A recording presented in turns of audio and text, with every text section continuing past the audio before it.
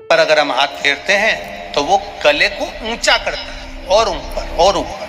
शिव महापुराण की कथा कहती है, जैसे जैसे हम किसी बछड़े को, गाय के गले को,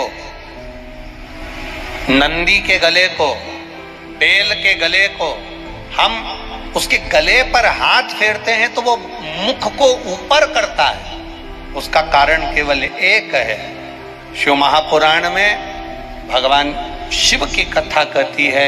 शिव महापुराण में भगवान शिलाद के पुत्र नंदीश्वर का वर्णन करते हुए कहते हैं कि हे नंदी, मैंने तेरे गले का स्पर्श किया और स्पर्श कर कर तेरे गले के सारे विष को मैंने निकाल लिया, खींच लिया।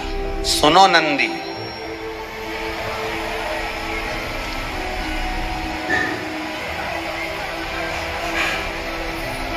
तुम्हारे नाम को लेकर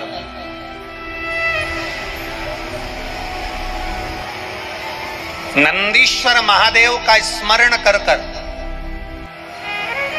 जिसके कंठ में, गले में, शरीर में बड़ा रोग हो जाता है, बहुत बड़ा कोई रोग हो गया, जैसे सहज भाषा में कहें कोई बहुत बड़ी बीमारी, बहुत बड़ा रोग, बहुत बड़ी अगर बीमारी, बहुत बड़ा रोग शरीर में हो गया, कोई लीवर, कोई किडनी, कोई कैंसर जैसा भी रोग हो गया, तो शिव महापुराण की कथा कहती है एक दुर्वा, कितनी दुर्वा? एक दुर्वा, एक दुर्वा, एक बेलपत्र नंदीश्वर महादेव के नाम से शंकर जी को समर्पित कर दो। पहले दुर्वा चढ़ा दो।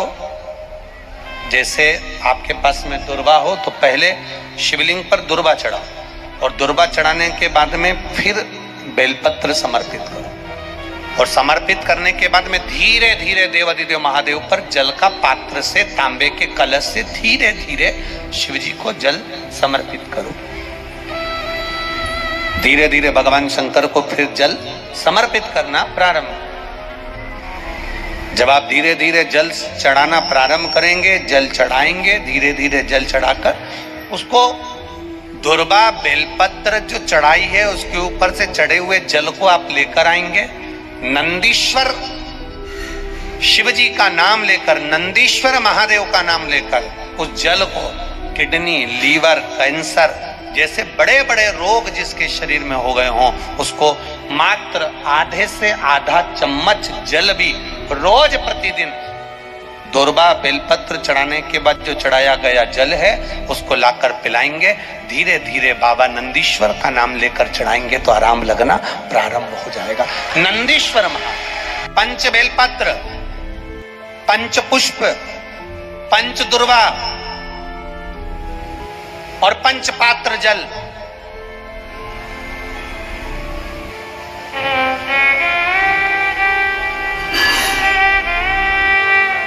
पांच पुष्प, पांच बेलपत्र, पांच दुर्वा और पांच पात्र मतलब 5 लोटा जम के बोलो जल।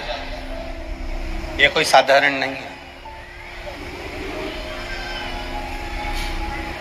पंच बेलपत्र के साथ, पंच पुष्प के साथ, पंच दुर्वा के साथ, पंच पात्र जल के साथ, ये सहजता नहीं है।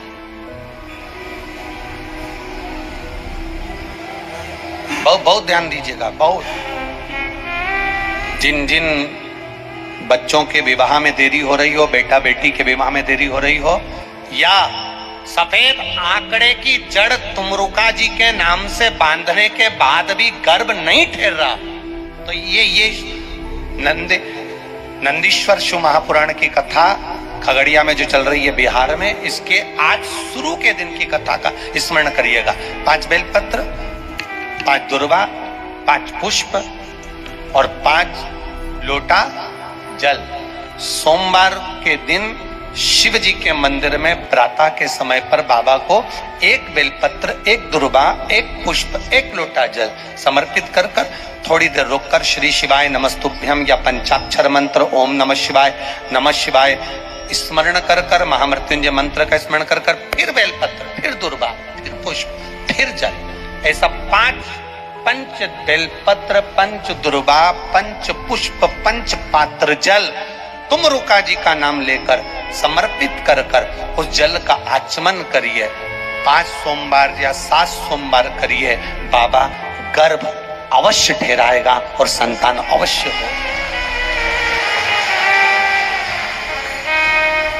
तुमरुका जी के नाम का स्मरण ही जीव का आनंद दे जाता है। बोल तुमरुकेश्वर महादेव की, नंदीश्वर महादेव की। आपको एक बात कही थी कि जब बहुत ज्यादा टेंशन हो, बहुत तकलीफ हो, बहुत कष्ट हो, बहुत दुख के समय अगर बहुत टेंशन में अगर जीवन निकल रहा हो तो कहां बैठने का कहा था? नंदी के पास में। और क्या देखने का कहा था? शिवलिंग का दर्शन।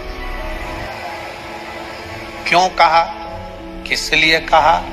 तो नंदीश्वर शिव महापुराण की कथा कहती है, नंदीश्वर शिव महापुराण की कथा वर्णन करती है, जब हम नंदी के पास बैठकर भगवान शिव को एकाग्र चित्त से मौन होकर देख रहे होते,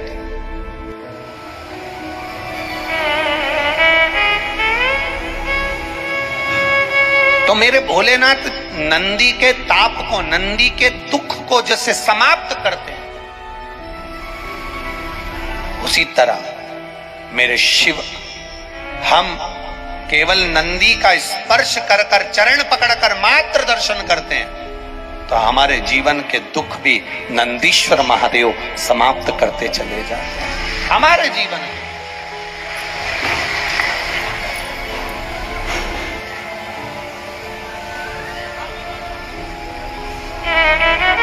नंदीश्वर महादेव समाप्त। ये शिव तत्व है, ये शंकर, ये औघड़ी, ये त्रिकालदर्शी, कैलाशी की कथा है। दोस्तों ये वीडियो